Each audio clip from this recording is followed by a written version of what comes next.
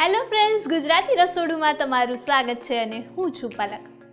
આપણે અલગ અલગ પ્રકારના ટોસ્ટ ખાતા હશે, ગાર્લિક ટોસ્ટ, ચીઝ ટોસ્ટ કે પછી વેજીટેબલ ટોસ્ટ. અને દાબેલી તો આપણા ગુજરાતીઓની સૌથી ફેવરેટ વસ્તુ છે. અને જ્યારે આ બંનેનું કોમ્બિનેશન થશે ત્યારે એક અલગ જ પ્રકારના ટોસ્ટ બનશે, જે આપણને શીખવવાના છે હેલ્મી બુચ. આવો એમને બોલાવી લઈએ. કેમ છો હેલ્મી? એકદમ મજામાં. તમે કેમ છો? બસ એકદમ મજામાં. ગુજરાતી રસોડુમાં તમારું સ્વાગત છે. Thank you. તો તમે કચ્છથી આવ્યા છો અને કચ્છની એક સ્પેશિયાલિટી દુનિયાભરમાં જે વખણાય છે એવું દાબેલી અને એની સાથે કંઈક કોમ્બિનેશન કરવાના છો. એ કઈ વાનગી છે અમારા દર્શકોને જણાવો. દાબેલી ટોસ્ટ બનાવવાની છું આજે. ઓકે, અલગ જ એનામાં ટ્વિસ્ટ કરી અને હું દાબેલી ટોસ્ટ બનાવવાની છું આજે. સરસ. એટલે દાબેલી, કચ્છી દાબેલી તો દેશભરમાં પ્રખ્યાત છે અને એને જ એક નવા ફોર્મમાં આપણે સર્વ કરવાના છે, એટલે દાબેલી ટોસ્ટ બનવાના છે.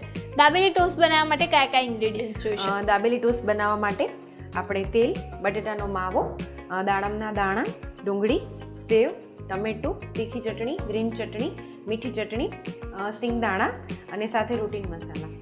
એમાં હળદર, ધાણા જીરું પાવડર, ગરમ મસાલો, દાબેલીનો મસાલો, મીઠું, લાલ મરચું પાવડર અને લીંબુનો રસ. ઓકે. અને સાથે જે વસ્તુ આપણે બનાવવાના છે, જેનું મેઇન ઇન્ગ્રેડિયન્ટ છે, એ છે ટોસ્ટ. એ ટોસ્ટ. તો દાબેલી ટોસ્ટ બનાવવાના આપણે ઇન્ગ્રેડિયન્ટ્સ જોઈ લીધા. હવે બનાવવાની શરૂઆત કરીશું. તો બનાવવાની શરૂઆત કરતા પહેલા એક નોનસ્ટિક પેન લેશું અને એમાં ગેસની ફ્લેમને સ્ટાર્ટ કરશું. 5 થી 6 ચમચી જેટલું આપણે તેલ આમાં એડ કરવાનું છે.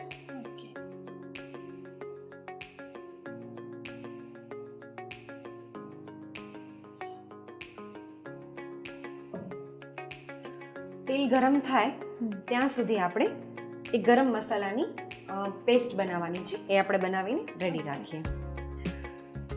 સૌપ્રથમ પાણી લેશું. એના માટે 1 થી 2 ચમચી જેટલું આપણે પાણી એડ કરવાનું છે આનામાં.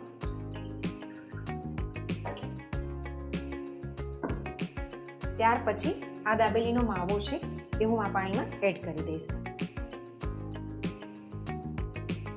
એટલે જે બજારમાં કોરો દાબેલીનો મસાલો મળતો હોય છે, હા, એ લીધો છે આપણે. હા, એ દાબેલીનો આપણે મસાલો લીધો છે, એને આપણે પાણીમાં એડ કરી દીધો છે અને એને આપણે હલાવી અને પાતળી એની પ્યુરી બનાવી નાખવાની છે. ઓકે, કેટલો લીધો છે? 1 2 અત્યારે મેં 2 ચમચી જેટલો મસાલો લીધો છે દાબેલીનો. તો આનું આ કરવાનું કારણ એટલે માવો એકદમ મોઇસ્ચર વાળો થાય એના માટે? એના માટે.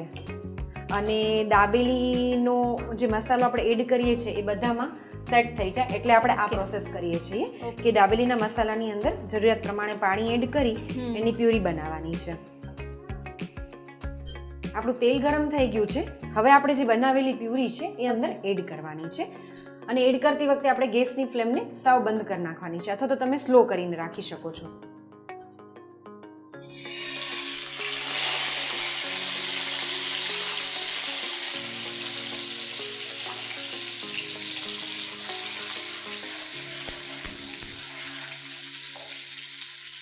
પાંચ થી 7 મિનિટ માટે એને ઉકળવા દેવાનું છે. ઓકે. કન્ટિન્યુ આપણે હલાવતા રહીશું. તેલ છૂટું પડે ત્યાં સુધી આપણે એને હલાવવાનું છે. કચ્છની દાબેલી છે એ દેશભરમાં પ્રખ્યાત છે. યસ. તો કચ્છમાં એના સિવાય કયા કયા સ્ટ્રીટ ફૂડ મળે છે જે કદાચ બધાએ ના ચાખ્યા હોય, પણ કચ્છ આવે તો અવશ્ય દાબેલી સાથે ચાખે જ? હા, દાબેલી છે, કચ્છી કડક છે અને સ્ટ્રીટ ફૂડ તો છે જ, ભલે પ્રખ્યાત જ છે, પણ સાથે મીઠાઈમાં પણ અમારા કચ્છનો ગુલાબ પાક એ બહુ જ ફેમસ છે. ગુલાબ પાક છે, બરફી છે. ગુલાબ પાકમાં પણ 2 ટાઈપના ગુલાબ પાક આવે છે, શેકેલો ગુલાબ પાક અને વ્હાઈટ. મને તો કચ્છના જે થાબડી પેંડા આવે છે શેકેલા માવાના, એ મારા ફેવરેટ છે. અચ્છા. થોડીક ઠીક થાય ત્યાં સુધી આપણે એને કૂક કરી લઈશું.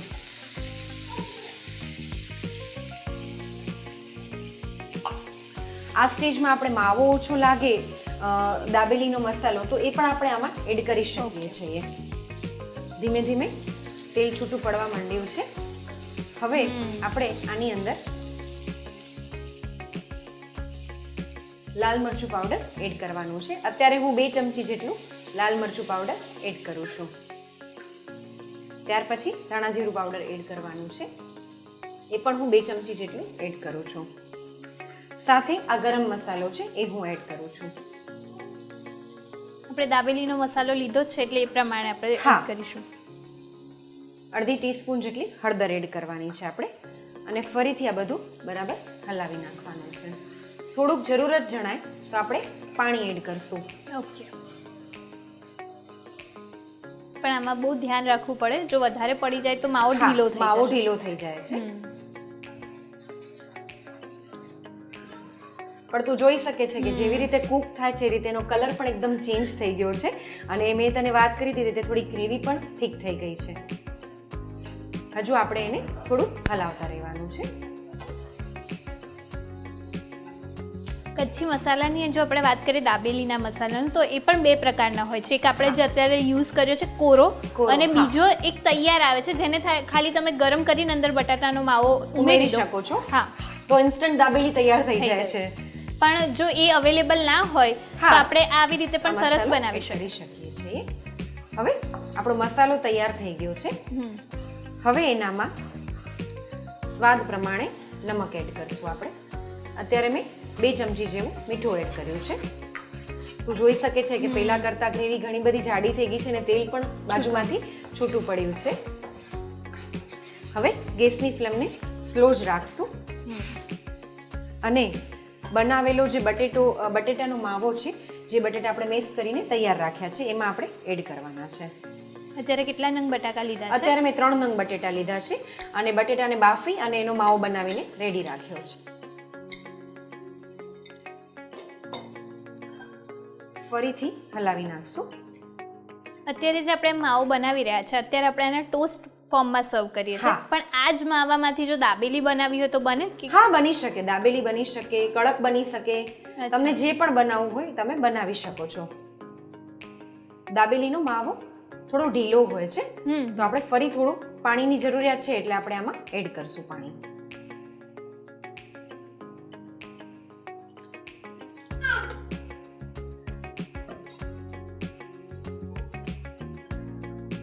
આપણો દાબેલીનો માવો તૈયાર થઈ ગયો છે.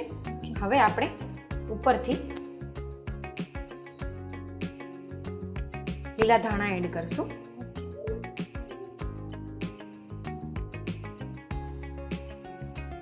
અને સાથે જ મીઠી ચટણી છે જે ખજૂર આમલીની બનાવી છે એ આમાં આપણે એડ કરશું.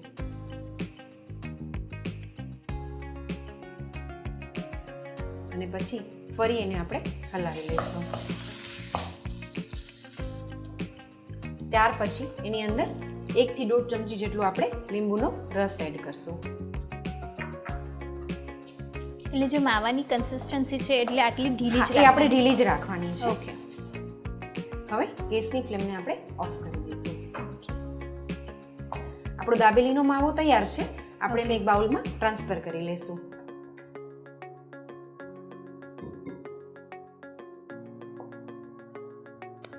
દાબેલીના માવાને આપણે ઠંડો થવા માટે રાખશું.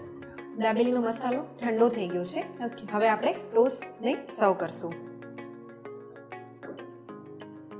સર્વ કરવા માટે પહેલા મીઠી ચટણી લઈશું. એમાં ટોસ્ટને આવી રીતે આપણે ડીપ કરવાનું છે. આપણે જે નોર્મલ ટોસ્ટ આવે છે મીડિયમ સાઈઝના એ જ અત્યારે મેં લીધા છે. એના ઉપર આપણે આ માવાને સ્પ્રેડ કરશું. આપણા ઘરમાં કોઈ પણ ટોસ્ટ અવેલેબલ હોય આપણે યુઝ કરી શકીએ. હા, તમે કોઈ પણ ટોસ્ટ લઈ શકો છો અને એના ઉપર તમે આવી રીતે કરી શકો છો. ઓકે. આવી રીતે આપણે દરેક ટોસ્ટને કરવાનું છે.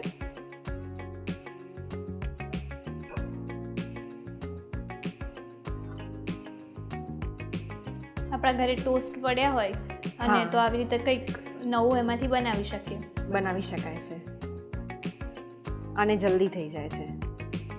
આમાં કંઈ જ વસ્તુ આપણે બહારેથી લેવા જવાની કે કંઈ જરૂરત નથી પડતી કેમ કે મોસ્ટ ઓફ ઇન્ગ્રીડિયન્ટ્સ આપણા ઘરે અવેલેબલ હોય જ છે એટલે એનામાંથી જલ્દી બની જાય છે.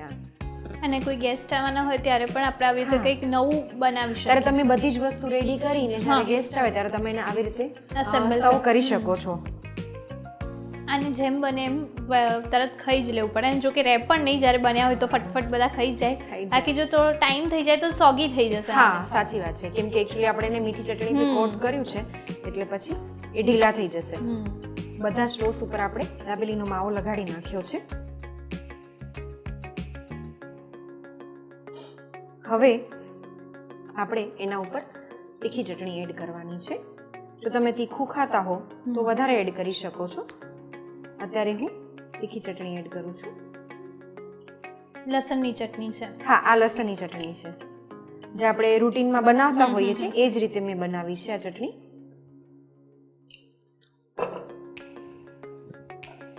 હવે આપણે ડુંગળી એડ કરશું.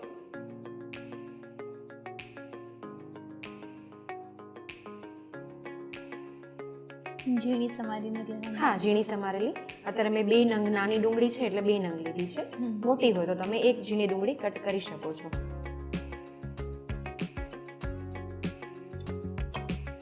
ત્યાર પછી આપણે ઉપરથી ઝીણું સમારેલું ટમેટું એડ કરશું. અત્યારે મેં 2 નંગ નાનું ટમેટું છે એટલે 2 નંગ લીધા છે, એ આપણે આમાં એડ કરવાનું છે.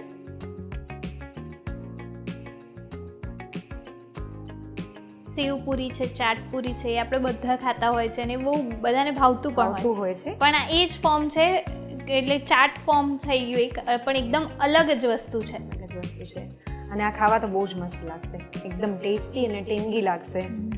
અને ચાટ ને આમ પણ બધાની ફેવરેટ હોય છે, સેવપુરી, ચાટ. હા, ગમે તે. એટલે ચાટ ફોર્મમાં આપણે ગમે તે વસ્તુ સર્વ કરીએ અને એમાં પણ દાબેલી, એટલે 2 સ્ટ્રીટ ફૂડનું મિક્સચર થઈ ગયું છે.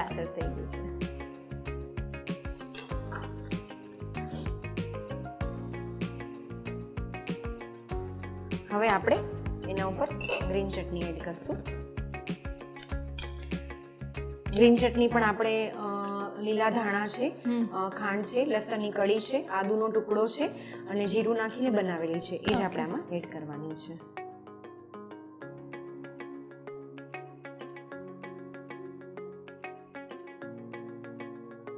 પછી સ્વાદ મુજબ આપણા ઘરમાં જેવું તીખું મીઠું ખાવાતું હોય એ પ્રમાણે આપણે ખાઈ શકીએ છીએ. હવે સેવ આપણે એડ કરવાની છે.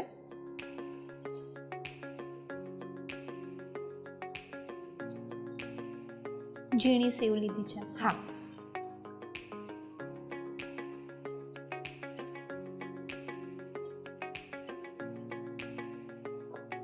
સાથે આપણે સિંગદાણા એડ કરશું. એટલે કચ્છી દાબેલીની વાત હોય તો સિંગદાણા તો અવશ્ય હોય જ.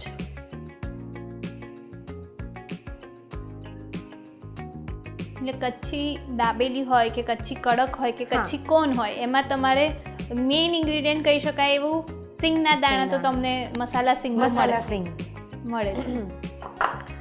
અને આ જ વસ્તુને એકદમ અટ્રેક્ટિવ બનાવે એવી એક વસ્તુ છે જે આપણે લાસ્ટમાં સર્વ કરીએ છીએ, એ છે દાડમના દાણા. તો એડ કરી દઈશું.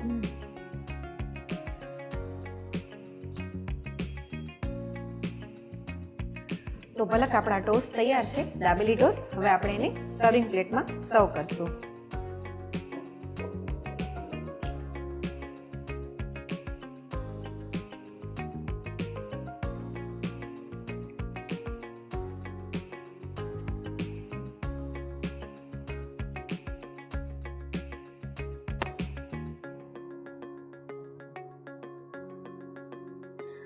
તો પલક તૈયાર છે આપણા દાબેલી ટોસ્ટ.